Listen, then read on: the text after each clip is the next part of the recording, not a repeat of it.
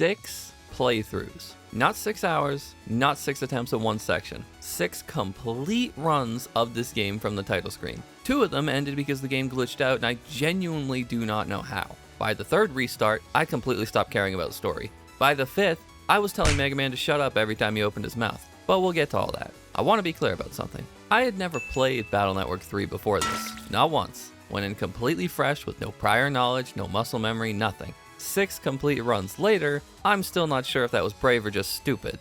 Probably stupid. Definitely stupid. Rule number 1 for this challenge. MegaMan must be at 1 HP at all times. I'll use a program to simply change the HP value to 1 and lock it there. Rule number 2. No healing items. There is one edge case though. Life increases bump my max HP up by 20 points, and during that window I just absolutely cannot take damage. The moment I jack out of the net, it resets back to 1, so every life increase is kind of just like a countdown on how fast I can get out of whatever I'm doing. Rule number 3, Punk and Base GS are off the table. Both of them are already broken under normal circumstances, and winning by being cheap is still losing somewhere in my head. I have standards, at least 2 of them. Rule number 4, no save scumming. If I die, I deal with it. There is one exception though, but I'll explain that when it's relevant. With that all being said, let's get into it. The game opens up on a school field trip to the new SciLab facility, which sounds like a great time until you remember that land never goes anywhere without getting immediately roped into something. We get a little tour, and then the game sits us down for the tutorial where I nod politely and pretend that this is all new information, as is tradition at this point. After we survive the educational experience, the main plot device shows up almost immediately. A tournament called the N1 Grand Prix, a big net battling competition to find the best net battler in the world. Which, given that Land's entire personality is being really good at net battling, this sounds like the exact thing he'd be into. For any of that though, I need a folder worth using. The starter chips in BN3 are rough, and when you're at 1 HP, a bad hand doesn't just mean a slower fight, it means a dead MegaMan. So the first thing I did was jack into every computer in AC/DC and see what was farmable. Yai's computer turned out to be the jackpot. She's sitting on high cannon eyes, which do 60 damage each, and at 1 HP, that's not just a small thing. The difference between 60 damage and whatever the starter chips were doing, I think it was 40, is the difference between ending a fight and being in one for an extra 20 seconds. 4 copies of these are going to become the foundation for everything in the early game. Early game viruses are slow, they telegraph attacks, and with the right chips we can end the fight before they even become a problem. The 1 HP thing really won't get tested right away, but I'm sure it won't stay that way for long. To actually enter the N1 tournament, we have to pass a series of preliminary challenges. The first is a true and false collection thing. I have no idea why knowing if adding every number from 1 to 10 gives us 54 is even remotely important to net battling, but okay. All 4 of us pass no problem, then the game has us break into school at night to recover a disc Dex left behind in class, which I feel like deserves more attention than the story gives it. In a world where an 11-year-old can hack doors open, I think we may need to go back to padlocks. Then World 3 shows up and starts hypnotizing our friends with a navi called FlashMan. We have to navigate a darkened school network to track him down while Lan walks around in the real school flipping light switches to brighten the network so MegaMan can actually get through it. It's actually one of the cooler dungeon mechanics in the game, at least in my opinion. While I was here, I tried to farm for a Cannon C chip, because if we combine Cannon A and B, which are already in our starting folder, with a Cannon C, we can get the Cannon Program Advance, which is 5 seconds of invincibility and some decent damage. The problem is the chip only drops on a rank 7 or higher clear, and with the folder I had, hitting rank 7 consistently meant playing nearly perfect, so this one took a while. A long while. I'm not going to tell you how long. FlashMan himself ended up being a really clean fight though, and after BN2's bosses, which felt like they were designed by someone who had done their research to hate me specifically, going back to something readable was almost refreshing. Basic chips, readable patterns, and I get the S rank on the first try.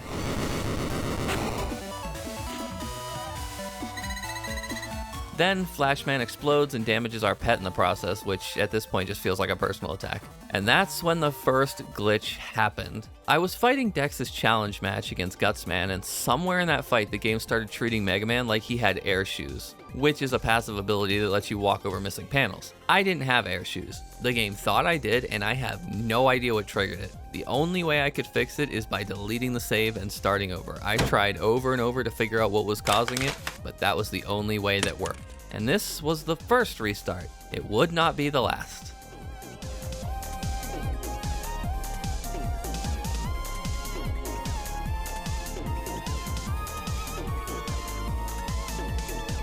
Starting fresh, a new kid shows up in AC/DC looking for the strongest net battler in town, and he's apparently been pointed towards Dex. I obviously can't let that slide, so in front of his little brother, we challenge Dex and dismantle him in his confidence.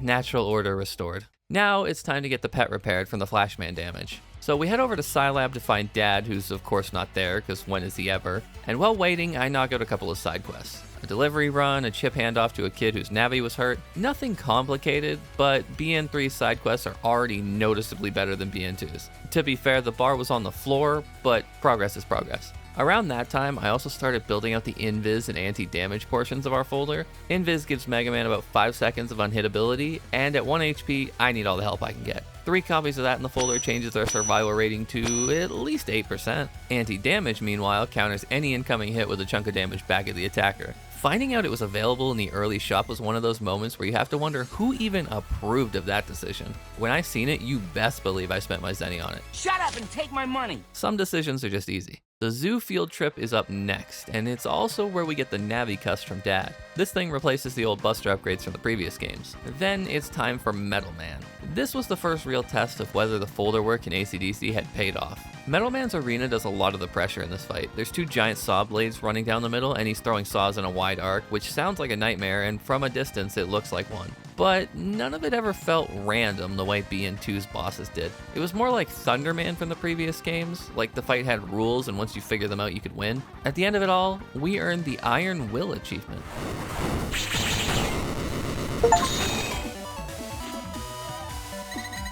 Immediately after MetalMan, the game informs us that someone has hacked the chips in the zoo animals and now they're going crazy.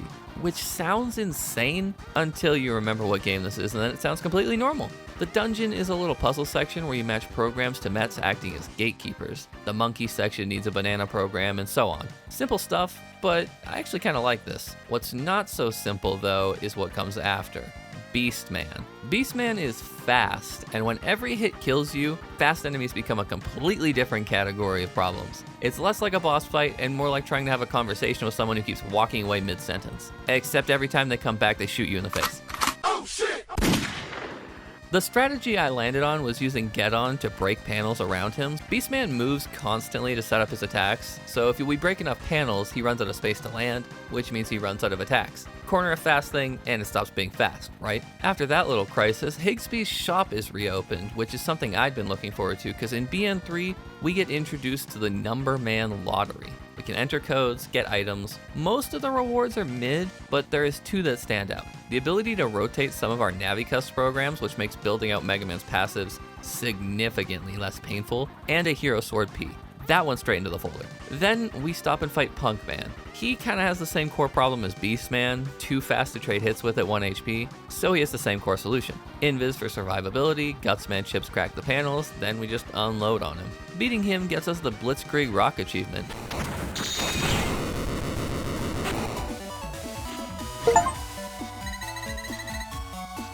This is becoming a pattern, which means it's probably about to stop working. It's kind of a shame that the Punk chip is only a downloadable chip and not actually obtainable in-game. Before the next story beat, I bought 3 mold chips. This sounds like I'm planning way ahead, because I am. BN3 has style changes, just like the previous game, and the one I want to prioritize is Shadow Style. The way you steer towards it is by using stealth adjacent chips, Invis, Mole, things a ninja would use. A Mega Ninja.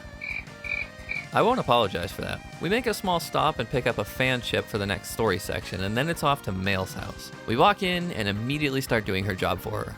Congrats, Lan. People know you'll cave in 3 seconds, so now you've become the official errand boy, just like every other Mega Man. We hand over the fan chip, knock out the whole sequence at once, and then Mail gets her new dishwasher delivered from World 3. Because of course it is. The culprit this time is BubbleMan, who really doesn't want to fight us. He just keeps running away, so we chase him halfway across the net, hit a dead end because we don't have the compression program, and then the second glitch hit and ruined the run. This one was arguably worse because I was even further into the run. Somehow, I was able to use the compression program that I hadn't even obtained yet. That's not a thing that should be possible, obviously. everything was broken enough that I just knew the run was dead again. And no matter how much I looked online, I couldn't find out a single other person who had these issues. So I really don't know what was going on. So this time, I went into the game's files, found the Navicust values, and figured out what had been changing them. And we started the run over again. I was starting to have a personal relationship with the title screen at this point. And honestly, I started to feel like maybe this video isn't worth it. But we keep going because you guys seem to love watching me suffer. Back on track, we get the compression program from SciLab. It won't fit in the Navicust, so we go to Higsby, who said he could fix programs. Just not this one. Well, Higsby, you can tell Mail and Miss Mari why they had to die today. We step outside, completely stuck, and then this stranger just comes by and fixes it for us. Unprompted, no explanation. I'm suspicious, but I appreciate you. I have no idea who you are, the game just doesn't explain it, but you know what? Don't look a gift horse in the mouth and all that. Back to chasing BubbleMan, who blocks our path and runs again, so now we're chasing his goons halfway across the net for a needle we could have bought at a hardware store. This guy is supposedly one of the most dangerous navies in World 3, and he has spent this entire arc running from an 11-year-old. Can we just let that sink in? Right around here, the first style change happens. I ended up pulling Guts style, and if you've seen the BN2 run, you know exactly why that's not happening. Don't make me explain it, I just don't want to use it again. So I save scummed, and this is the one exception I mentioned in the rules, so hate me if you must. What I landed on was Bug Style, and Bug Style is my favorite in the game. Every fight starts with one negative effect and two positive ones affecting you. The negative ones can be rough, but the positive ones are kind of insane. It makes every fight a little unpredictable, which is exactly what I want in a run where everything's already trying to kill me. It also gets us the achievement, The Good, the Bad, and the Bugly, which is just a great name, and I'm very glad it exists. Finally, we're able to pin down BubbleMan and get his fight going. He spams constantly, the field gets cluttered fast, and I totally understand why everybody hates this guy. Invis and Mole get put to use hard during this fight while I hide from everything and grind him down. I was a bit surprised, but I took him out in one try with an S rank, but it was close. Anti-damage continues to prove why it's the best chip in the game, and I will die on that hill. I almost did.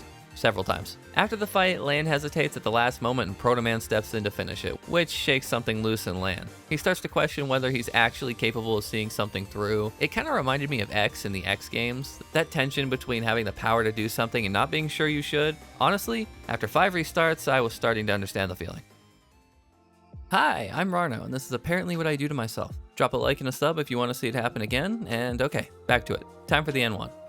We head to the new beach area, get interviewed, and then some rogue navies try to start a whole thing because they want the crowd to root for Natopia. Seriously? That's our plot? Random navies riding over crowd support at a tournament? Whatever. We handle it because when has the series ever given us a choice? The next day, the N1 officially kicks off, and on the way there, we run into this blonde guy selling something called mod tools. They let you add an extra chip to your Navicust, remove color errors, the whole 9 yards. Worth every zenny. Now we can just bolt things like air shoes on for free, which is a thing I will absolutely abuse. Then we meet Tora and his Navi Kingman, and I need you to look at this.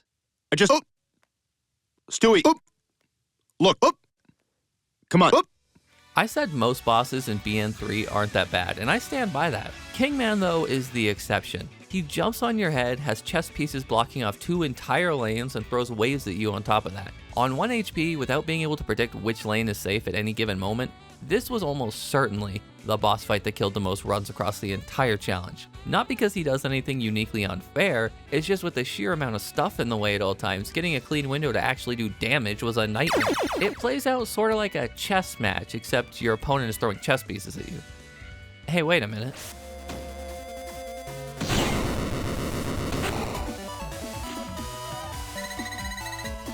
We meet the rest of our N1 bracket, bunch of nobodies, Tora, us, and a mysterious guy named Q, and then we all get on a boat to Hades Isle. The TV producer then gasses us out and steals our pets. Every chip I've been building since AC/DC gone, just like that.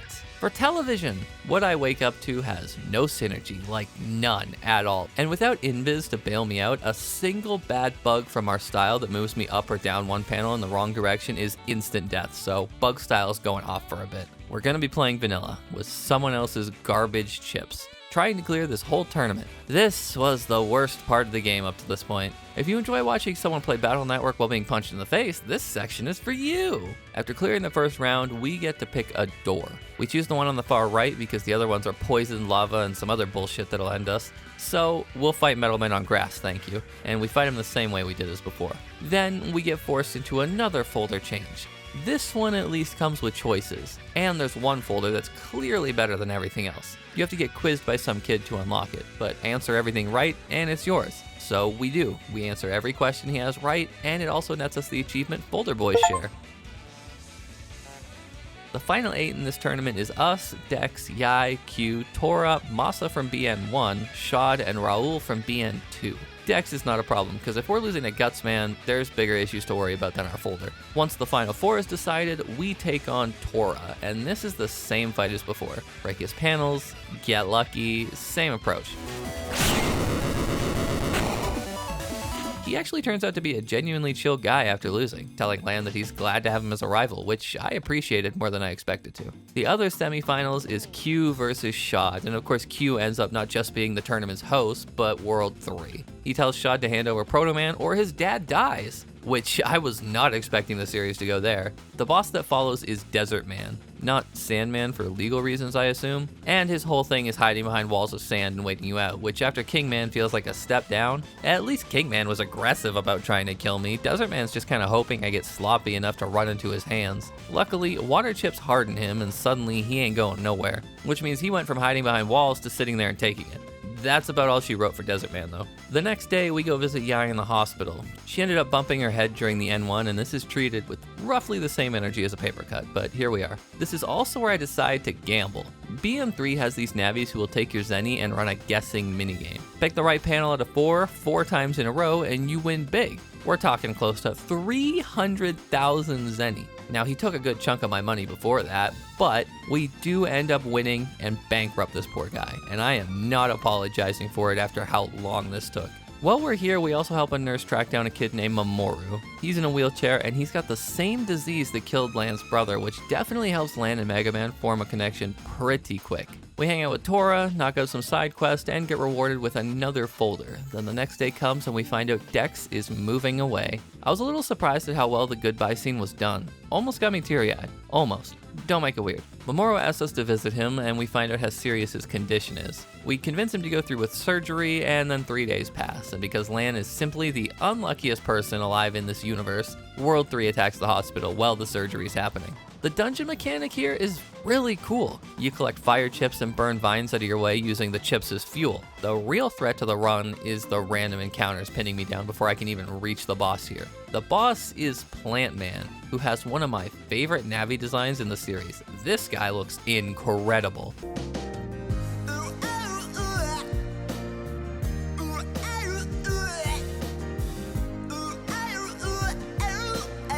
And he's also one of the easiest fights in the game. He summons some vines, throws some spikes, and can't survive a good block to the face.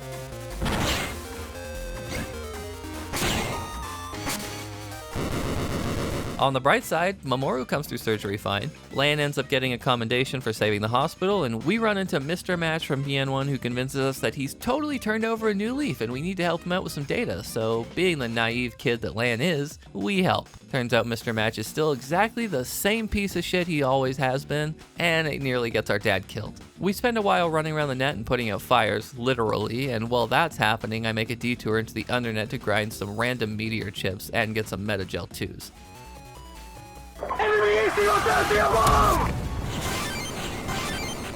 Our folder needs to stay at least somewhat cohesive, and these chips do that. We also make a small stop to delete Desert Man V2, and while we're at it, we knock out BubbleMan V2 and eventually reach Flame Man. Flame Man happens to be a pushover with the chips we have. We take his panels, he gets stuck in the center with nowhere to go, and that's the end of that.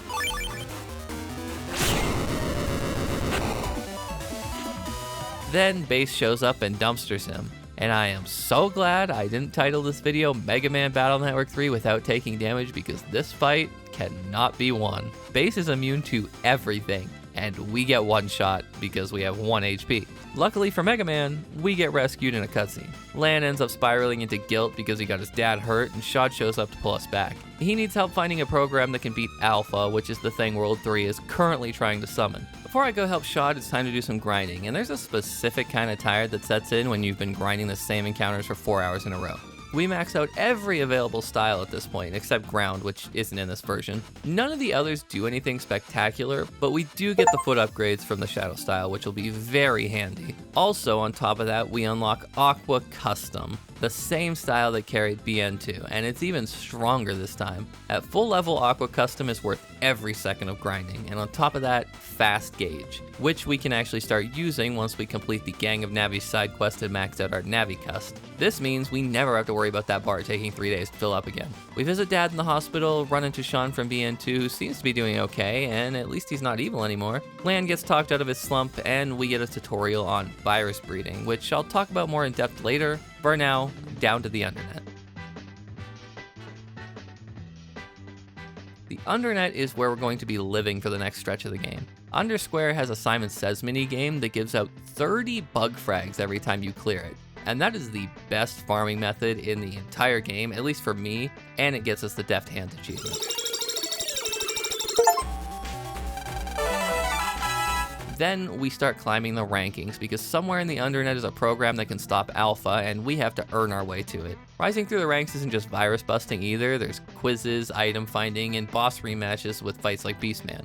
We also stop and delete Plantman V2 while we're here so we can unlock the V3 version for our folder. We get ambushed chasing the number 3 ranked Navi, and out of nowhere, Dex and Gutsman show up to bail us out, and for a second I thought the twist was going to be that Dex is the number 3 ranked Navi, and that would have been incredible, but instead we have to fight number 3 ourselves, who turns out to be Copyman impersonating Gutsman, which means it's just Gutsman, which means it's easy. Before the final push, it's time to finish the folder. First, Giga Chips. The one we want is Folderback, and Folderback is probably the single most broken chip in the history of this series. When you use it, it resets your entire folder, including Folderback itself. You never run out of your best chips again. I cannot overstate just how much this changes everything. This thing is a gun that reloads itself every time you fire it. In a game where running out of good chips is how you die, this chip is basically immortality. Ironic given our HP situation. We bully Plantman V3 with the meteor chip and earn his chip for the folder, and then, I need you to hear me out on this one,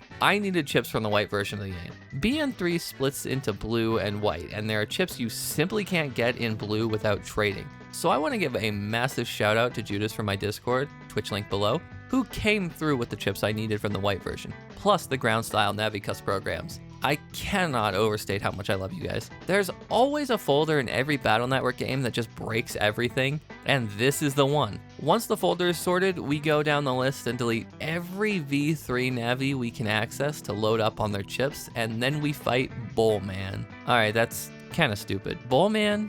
Really? BubbleMan is ranked number 2. Let me explain how this fight went. He died.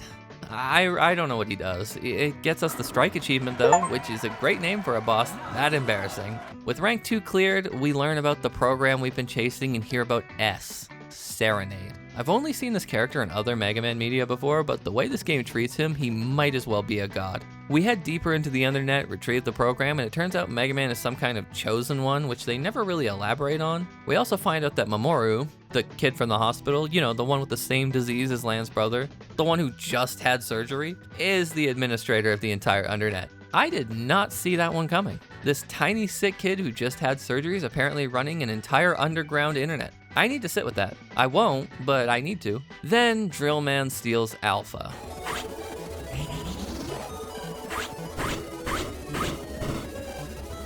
We give chase. We delete him as fast as BubbleMan, and then Base shows up, takes Alpha, and walks away. The whole country goes under martial law. School's closed the next day, which feels like a reasonable response to martial law. We get an email about a net battler meeting and pick up our pass, but before heading over, we finish up the remaining side quests. The main one is the legendary Tome side quest, and while we're doing that, we stop by school, which is still closed, but the closure is more of a suggestion, since we can just walk in, find some money sitting around, and leave 300,000 zenny richer. I'm not gonna ask why, I'll just use it to buy the rest of the chips we need and move on. At the meeting, we finally get the full picture on Alpha. It was originally the internet built by SciLab as the backbone of the entire net. While they were at it, they developed a Navi who could act on his own in a separate project, and that auto Navi was Base. Then when every device connected to Alpha started malfunctioning, they blamed Base and tried to delete him. And obviously that didn't work. What actually caused it was Alpha itself. Its own intelligence was riddled with bugs. No wonder Base hates humans. Honestly, I kinda think that's fair now. After helping fix some malfunctioning tanks, we go see our dad and find out that the one who created Alpha in the original net was our grandfather.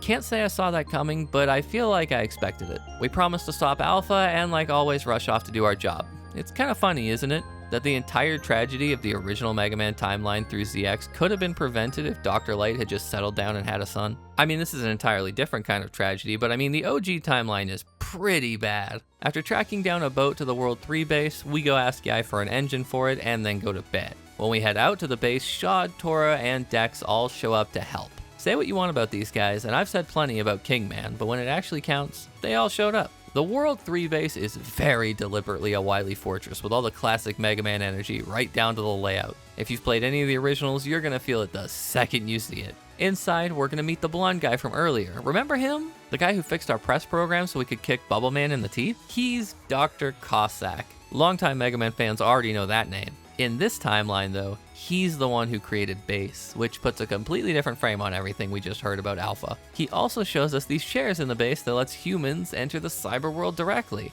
He tries to stop Base, but Base drops him about as easily as he breathes, and I didn't notice it while I was playing, but the dungeon does the whole classic Mega Man refight thing. Every World 3 boss comes back, merged with their Navis. FlashMan, BubbleMan, Desertman, Drillman, all of them. Except Beastman. He's dead as hell.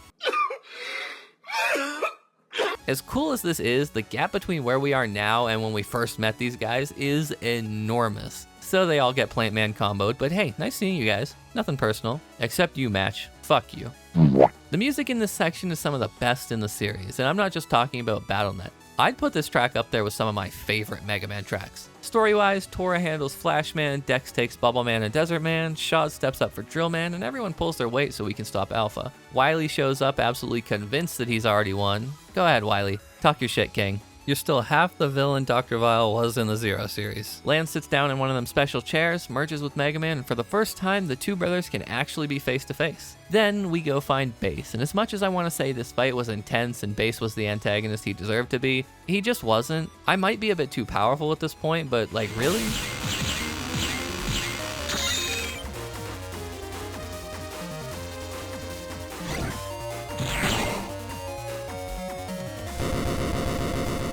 Alpha, on the other hand, is the hardest final boss in the series so far. Okay, that's not saying much given what BN2 and BN2's final bosses look like. Still, he killed me 3 times. How did I die with Invis?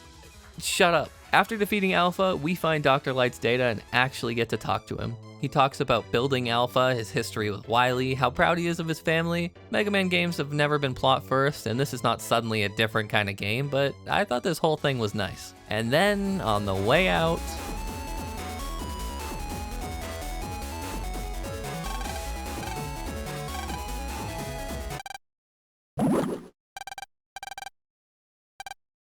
I actually got teary-eyed. I never expected a Game Boy game to do that to me, let alone a Mega Man game. Mega sacrifices himself for Lan. We escape and everyone celebrates. Lan's friends do their best to help him keep going, and slowly he figures out how to. 3 months pass, and while Lan's sleeping, Dad comes in with a new Navi for 6th grade, and of course, it's Mega Man. They found his data inside the remains of Alpha. I mean, what did you think? That we wouldn't have Mega Man in Battle Network 4, 5, and 6?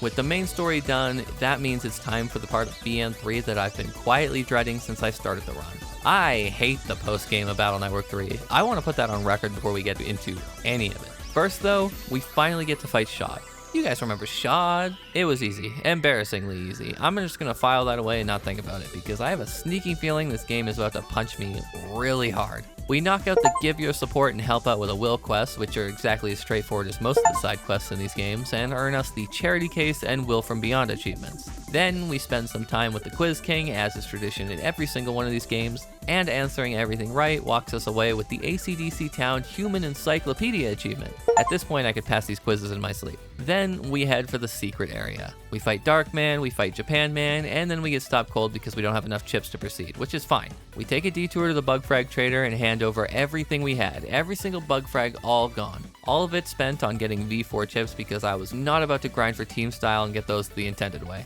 This also unlocks base as a boss fight, rounds out every chip in the library, and gets us the Wanna Trade Bug Frags achievement. 3 birds, 1 stone. Efficient, if I do say so myself. Now we can fight Serenade. The entire game built to this. The undernet rankings, the grind, the whole arc, all of it pointing to this one fight.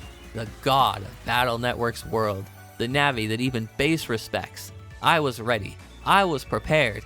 And it was the most disappointing thing I've ever experienced in the series. What is this? There's not even a mechanic to work around. It just explodes under the Plant Man build like everything else. Like BubbleMan. Like literally every boss for the last 6 hours. I sat there waiting for a phase 2 that never came. Alright, well, maybe base will be different. Serenade does say he gave him a run for his money, so surely he's a pushover too. We unlock Hub.Bat for our troubles, which lets you sacrifice half your max HP to power up.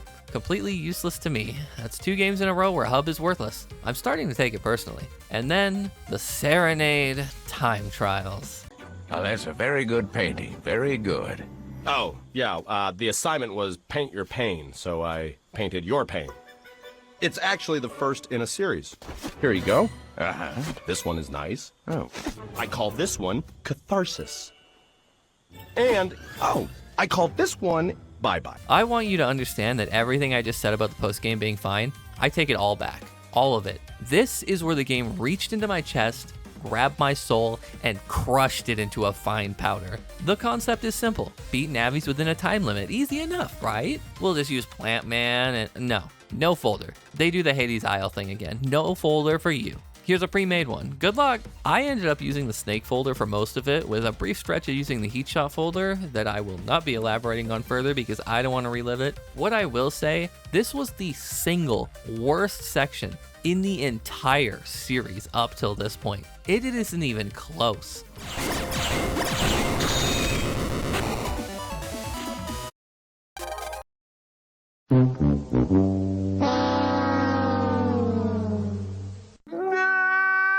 The Snake folder is full of bombs that do functionally nothing, and clearing these trials requires the kind of luck that made me question whether this game actually wanted to be finished. I threw my controller. I'm not going to pretend I didn't. Who designed this? Who sat down and said, you know what this game needs? The entire folder taken away. Again.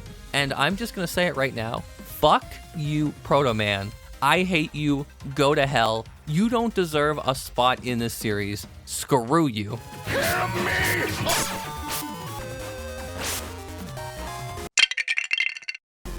Oh no! Leave me the fuck alone! After that mess, we can finally get to virus breeding.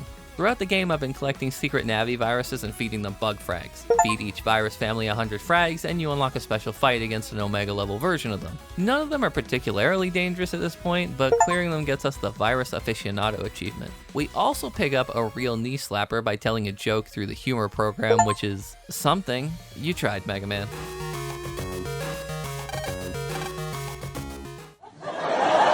With all that done, we go back to the title screen, hold left, and enter RRL, RL, RLL, which unlocks the Omega Navis. All of these go about how you'd expect, given that we have our actual folder back. But we do get to fight Mistman, who is normally locked to the white version of the game, and beating him here still earns us the Revealing the Truth achievement, so blue players get their moment too, I guess.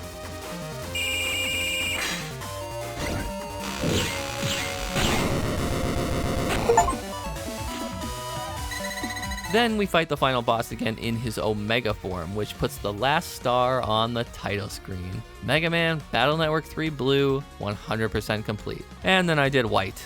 Look, I'm not explaining it, I just needed both games to say complete in the Legacy Collection select screen. That's it. That's the whole reason I did it. I'm a psychopath and I've accepted that about myself. White gives us the ground style, which gets us solid foundation, and then beating the game earns us Great Awakening.